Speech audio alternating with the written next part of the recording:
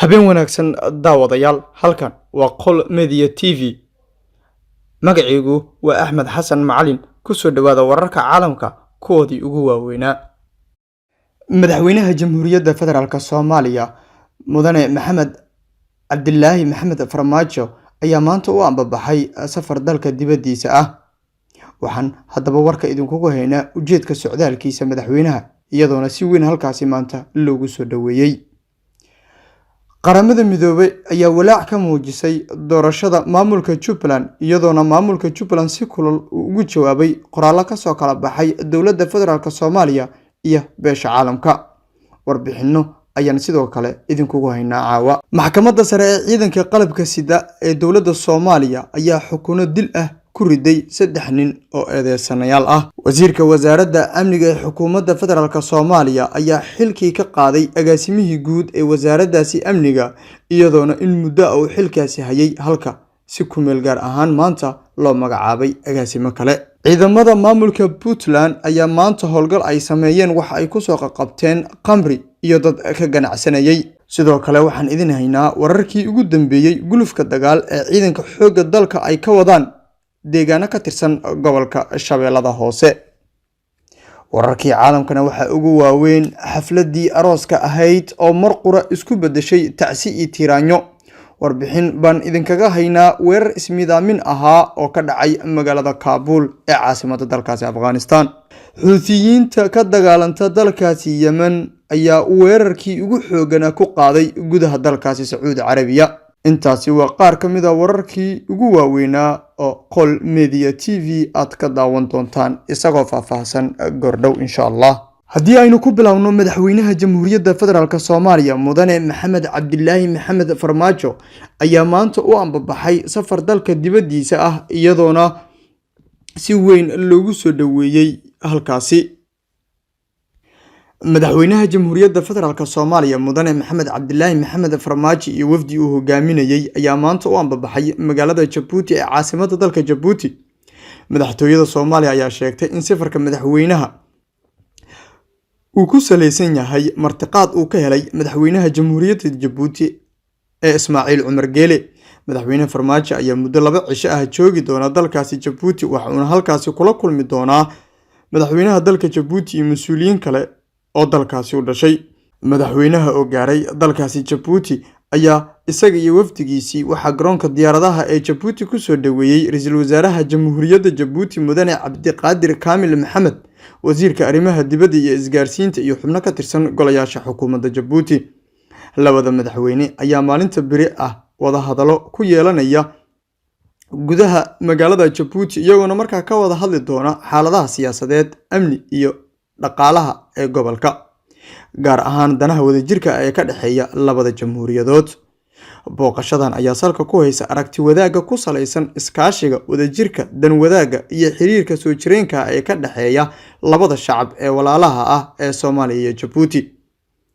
Safarkan waxaa madaxweynaha ku weelinaya wasiirka boostada iyo isgaarsiinta xukuumadda federaalka Soomaaliya Mudane Cabdi Canshuur Xasan iyo agaasimaha madaxtooyada Mudane Nuur Diiriye Xirsi. Wararkii ugu dambeeyay gulufka dagaal ee ciidanka xoogga dalka ay ka wadaan gobollo ka tirsan gudaha dalka Soomaaliya, gaar ahaan gobolka Shabeellada Hoose. Ciidamada xoogga dalka ayaa dhaqdhaqaaqyadii ugu dambeeyay ee guluf dagaal oo ka dhan ah ururka Al-Shabaab waxa ay ka wadaan deegaano ka tirsan Shabeellada Hoose, iyadoona saacadihii ugu dambeeyay howlgallo ay ka sameynayeen deegaano ka tirsan degmada Awdhiigle.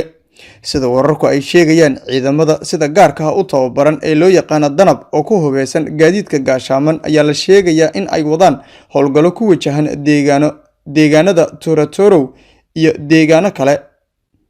Gudoomiyaha gobolka Shabeellada Hoose Ibraahim Aadan Najax ayaa sheegay in ciidamada ay howlgallo ka fulinayaan deegaanka Torotoro iyo deegaano ku dhow oo ay ku sugan yihiin ciidamada Al-Shabaab.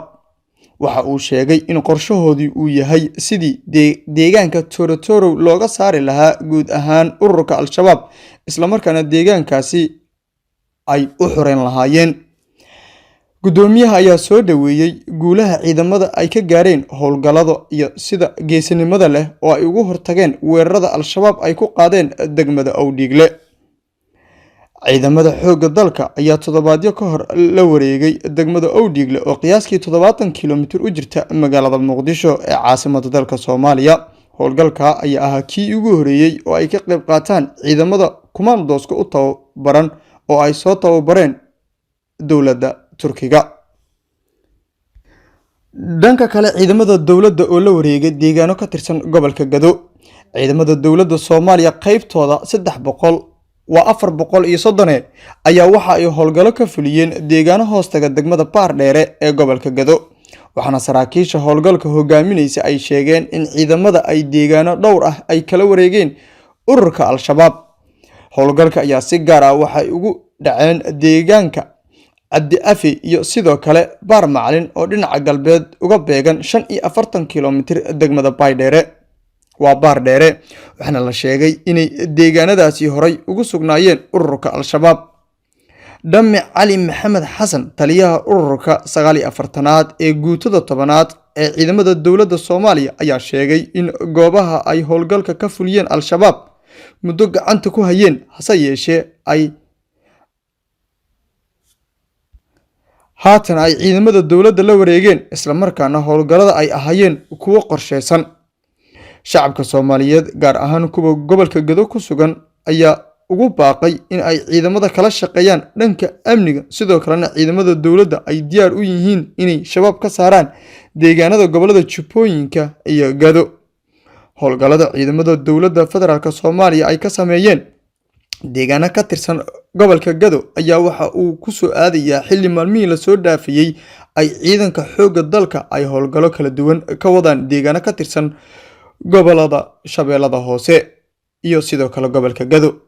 qaramada midoobay ayaa walaac waxa ay ka muujisay hanaanka doorashada Jubbaland, iyadoona maamulka Jubbaland uu si kulul uga soo jawaabay qoraal ka soo kala baxay dowladda federaalka Soomaaliya iyo beesha caalamka. wakiilka qaramada midoobay u qaabilsan Soomaaliya ee James Iswan ayaa guddiga madaxa bannaan ee doorashooyinka Jubbaland ka dalbaday in ay fuliyaan dhammaan qodobadii ay ka dalbadeen beesha caalamka. warqad uu diray gudoomiyaha guddiga madaxa bannaan ee doorashooyinka Jubbaland Xamse Cabdi Bare, ergeyga gaarka ee qaramada midoobay u qaabilsan Soomaaliya, ayaa ugu horeyntii looga mahadceliyay guddiga go'aanka ay 3 maalmood ugu dareen musharaxiinta aan weli isdiiwaan gelin.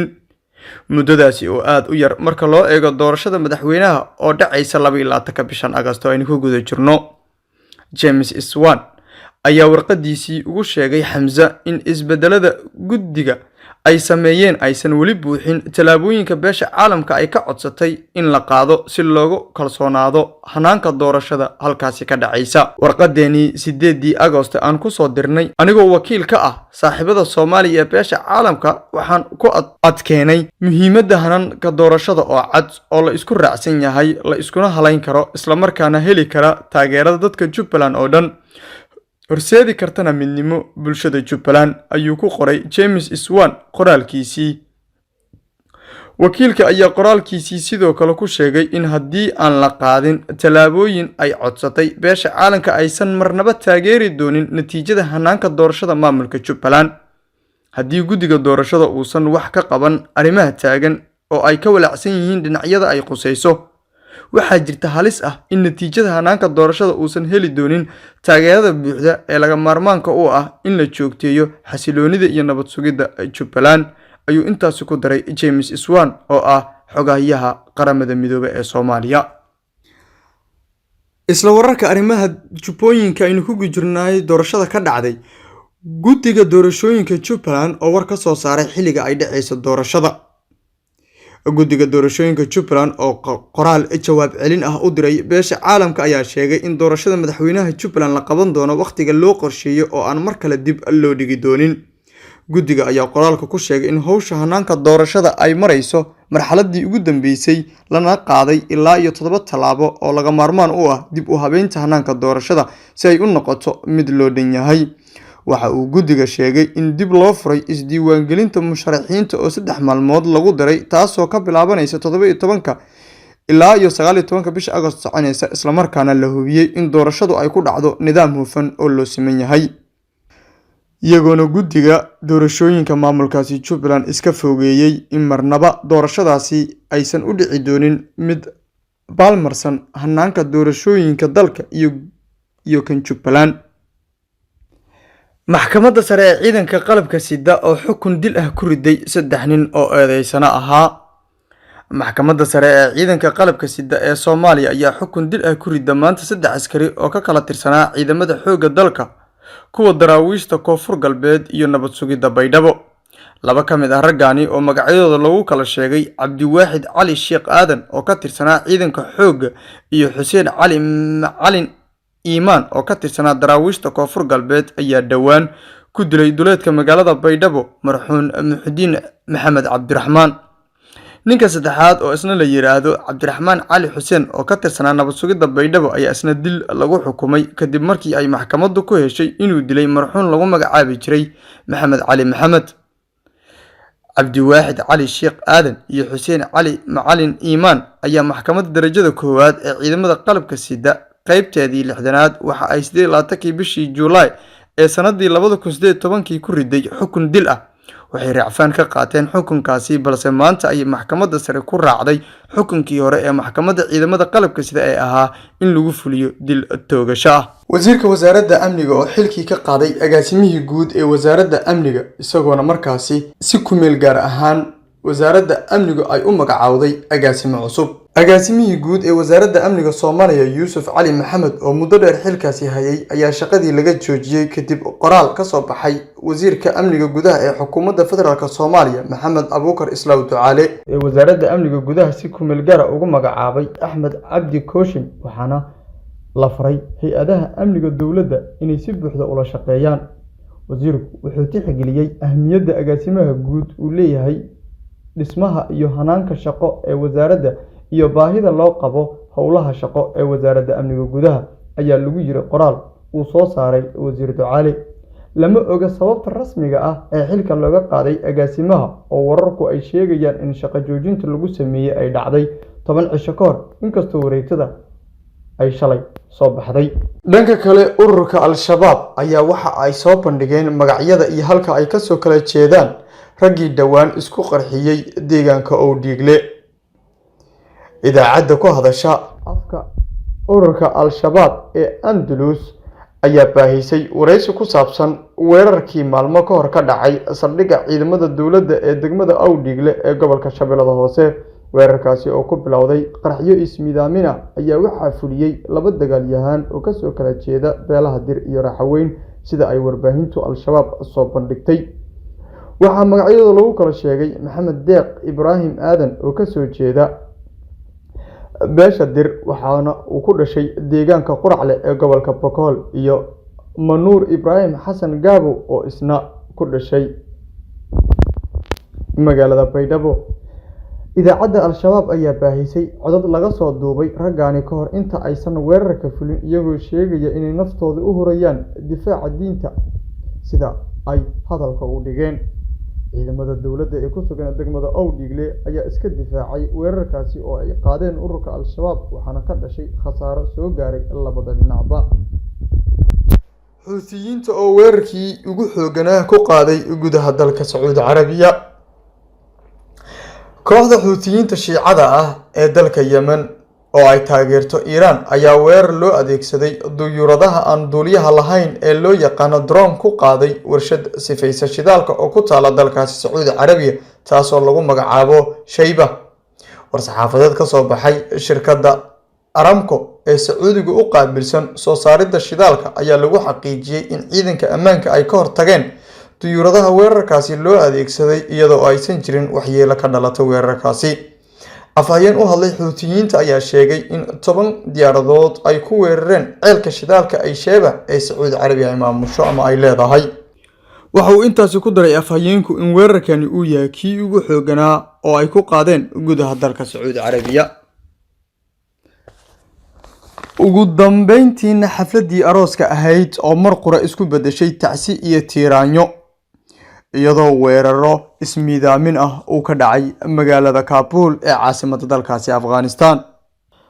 Bambo ayaa ku qaraxday albaabka hore ee goob ay ka dhaceysay xaflad aroos oo ku taala magaalada Kaabul oo ah magaalo madaxda dalkaasi Afghanistan, kaasi oo galaftay nolosha 63 qof halka dhanka kale uu dhaawac soo gaaray in ka badan 180 ruux. Goobjoogayaal ayaa sheegay in qof isa soo miidaamiyay uu isku qarxiyay qaybta soo dhaweynta ee hoolka oo ay xafladdu arooska ka dhaceysay. Qaraxa ayaa ka dhacay galbeedka magaalada, halkaasi oo ay u badan yihiin Shiicada Muslimiinta ee dalkaasi Afghanistan. Taliban ayaa iska fogeysay in ay ka dambeeyaan qaraxaasi, mana jirto koox kale oo sheegatay mas'uuliyadda weerarkaas ismiidaaminta ah. Waxaa la sheegayaa in Muslimiinta Sunniga ah ay bartilmaameedsanayaan Shiicada ku nool Afghanistan iyo Pakistan. Wasiirka arrimaha gudaha Afghanistan ayaa xaqiijiyay tirada rasmiga ah dhimashada 2 saacadood kadib markii uu qaraxa dhacay. Sawir lagu baahiyay baraha bulshada ayaa muujinayay meydad daadsan gudaha hoolka ay xafladdu ka dhaceysay. Mid ka mid ah dadkii ka soo qayb galay xafladda oo lagu magacaabo Maxamed kuna sugnaa qaybta dumarka markii uu qaraxa dhacayay, waxa uu yiri qof kasta waxa uu u cararay dibadda isagoo qaylinaya. Caruuska oo magaciisii ku sheegay Mirwais ayaa warbaahinta maxalliga u sheegay xaaskeyga way naxsan tahay ilaa iyo hadda xitaa ma hadli karto oo weli way suuxan tahay. Waxaan qaraxa ku waayay walaalkay, waxaan sidoo kale waayay saaxiibaday iyo qaraabadayda. Ma u malaynayo in aan mar dambe farxad dib u helayo. Sidaasi waxaa yiri mid ka mid ah kuwii waxyeeladu ay ka soo gaartay qaraxa ka dhacay magaalada Kabul ee dalkaas Afghanistan. Madaxweyne Ashraf Ghani ayaa weerarka ku cambaariyay qoraal uu soo qoray isla markaa uu soo dhigay bartiisa Twitter-ka. Dhanka kale afhayeen u hadla Taliban ayaa weerarkaasi cambaareeyay. Qaraxan ayaa ku soo beegmaya 10 maalmood kadib markii uu qarax weyn ka dhacay xarun boolis halkaasi oo ay ku dhigteen 114 qof halka 150 ay ku dhaawacmeen. waxaana mas'uuliyadiisii sheegatay ururka Taliban ee dalkaasi ka dagaalanta. guud ahaanna warkii aad kala socoteen Qol Media TV intaasi ayaynu ku soo gabagabeynaa tan iyo aragti dambe waxaan idinkaga tagaynaa nabadino.